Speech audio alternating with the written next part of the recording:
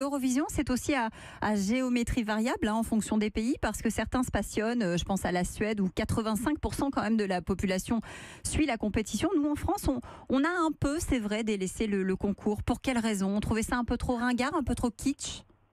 Moi personnellement, je l'ai jamais trouvé ringard. Je pense que les gens l'ont trouvé ringard parce qu'on gagne pas depuis 41 ans, hein, tout Ah, simplement. Faut dire ce oui. qui est.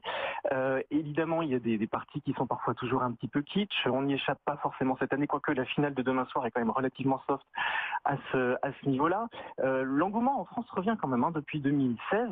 Vous avez passé Amir tout Ah à oui, l'heure oui. sur l'antenne. C'est aussi grâce à lui, à sa 6e place en 2016, que l'émission a vu un peu son blason redoré en France. Et je pense que ce n'est que le début.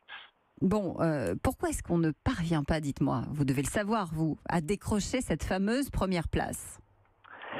Écoutez, je pense qu'il faut un petit peu de travail, un petit peu de lobbying, qui a été fait d'ailleurs ces dernières années par la nouvelle délégation française de l'Eurovision. Ça vient, on a été 6e, donc je le disais, avec Amir, on était Oui. 12e avec Alma, c'était un peu moins bon, mais là, ça porte ses fruits. On a organisé une émission de qualification cette année, Destination Eurovision, pour montrer qu'on en voulait vraiment. La chanson qui en est sortie gagnante est à mes oreilles le titre qu'il fallait absolument envoyer à l'Eurovision. Et écoutez, ça me fait très bizarre de le dire, mais pour la première fois, je crois éventuellement à une victoire française demain soir. Oui, et peut-être aussi parce que justement, on a organisé en amont une sélection faite par le public. Ça aussi, ça change un peu la donne. Oui, parce que du coup, les gagnants, Madame, Monsieur, sont légitimes puisqu'ils ont été choisis par le public. Ils ont d'ailleurs été beaucoup plus acclamés par le public que par les professionnels, puisque c'est eux qui leur ont permis de partir à Lisbonne. Alors, 43 chansons demain chantées en anglais. 26. Oui, alors 43 chansons chantées, beaucoup en anglais. 13 dans une autre langue, c'est le choix de Madame Monsieur.